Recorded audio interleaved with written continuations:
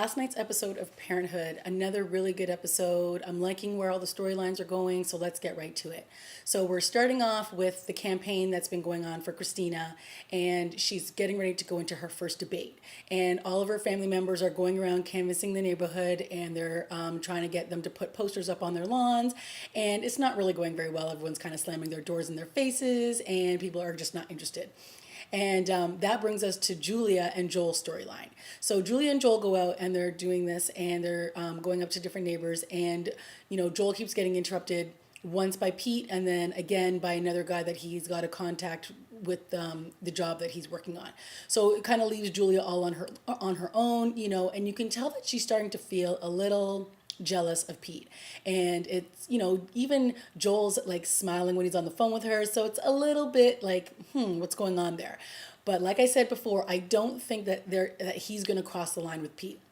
So because Joel keeps getting interrupted, he has to leave and go back to work. So she brings over her kids and they end up doing the canvassing together.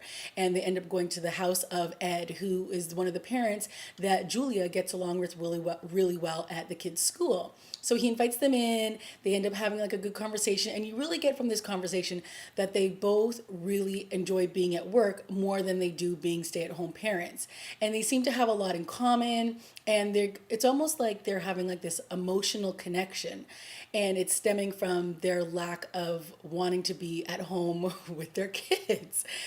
And it's very intriguing because unlike with Joel and Pete, where it seems like it's more of a physical connection that these two are having with each other as coworkers, these two seem to be having a far greater emotional connection. And sometimes I find that those are even more tricky than just the act of, having an affair. So, the Ed ends up cooking them dinner and like they're having like this dinner like a family, and then in walks Ed's wife, and she's just kind of like, oh hey, what's going on here? Julia quickly is like, oh yeah, we were just we stopped by, it was like a play date, and we're gonna go bye. And it almost like she looks guilty, like she knows what she did was inappropriate. So when she takes her kids home now, Joel has cooked dinner for them because Joel felt bad that he had to bail on them. So it was like this whole situation where Joel understands why Julie is a little upset with him just because, he's been neglecting her. But he says to her, I know I couldn't be doing this without all of your help and your support, and I love you. And she has this look on her face like she's really guilty. And I'm telling you, I think that where the lines are going to be crossed or blurred lines are going to be between Julia and this guy, Ed. So I'm very interested to see where this goes and how far they're willing to cross the line. It's going to be very interesting. And then we had like a fun storyline, which was between Jasmine and Crosby. And basically Jasmine was like, look, it's time for us to get rid of this, hipster car, and we need to be more practical. So they end up going to buy a minivan. And of course, Crosby is like, what? Like, I can't get rid of like my stud mobile. I'm not going to drive around in a minivan. Like, this is crazy. So he's all upset at first with Jasmine because he's like, like, I'm losing my cool points by getting this. And then she's like, well, I'm sorry, but we need to start facing reality. We've got two kids. We need to be more practical. And it's a really cute scene because he's like, look, I work at a record studio. I'm supposed to be going and I'm working with these cool hip people and I'm rolling in a minivan. So it was really funny.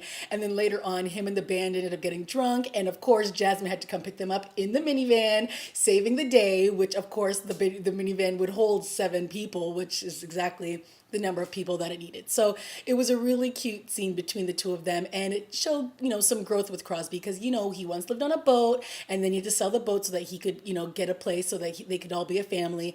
And now again, it's like him having to make the sacrifice of like giving up his pride and joy, like his baby car, and now get like a minivan. So it was a really nice, cute storyline to have for the two of them this episode.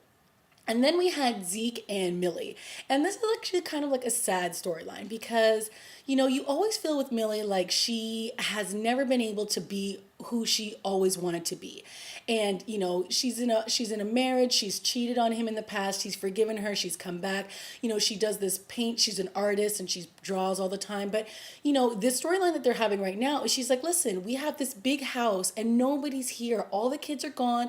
They all have their own families. We need to downsize. And Zeke is just having none of it. So in this episode, they decide they're going to go see a condo, and she can quickly see on his face that he's just not interested. And again, she has to almost sacrifice something that she really wants to do for Zeke. And she decides at the end of the episode that she's going to go on this trip to Italy with all of her painting class. And, Zeke's basically standing there on his own like, what am I going to do for a month? And it's basically her way of saying, listen, I need some space because basically I feel like I'm not growing as a person, or I'm not getting what I need out of this relationship right now. So it's kind of sad, but I think it's interesting to show how older couples have to sort of be able to get along with each other once all the kids leave the house. So I'm very fascinated with what's going to happen with the two of them.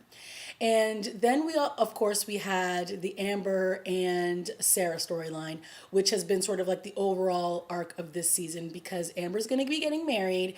And of course, Sarah, sees like a reflection of her daughter in herself, which is that she did the same thing when she was younger and it was a huge mistake. And so of course she's putting all of her mistakes onto Amber, and she's basically saying, I think this isn't a smart thing to do. You're too young. You're only 21. Don't make the same mistakes I did. And Amber, wants her mom's support. But at the end of the day, it's like her mom's just trying to look out for her best interests. Like, I can understand where her mom's coming from, and I can understand where Amber's saying, like my boyfriend Ryan is nothing like what dad was like. So, you kind of have to separate the two.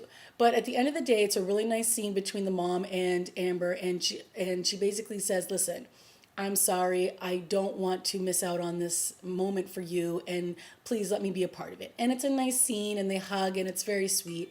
And so that was a really nice kind of closure to the drama that's been going on between the two of them.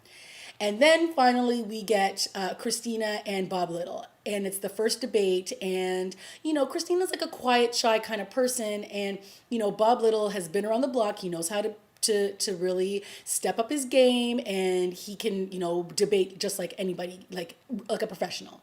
And so there's this really great moment where, one of a mother steps up to the microphone and says, my daughter's deaf and she's in the public school system, and I want to know what you guys are going to be able to do to help me, because she doesn't get treated like everybody else. And, I want to know how you guys are going to help me help my daughter.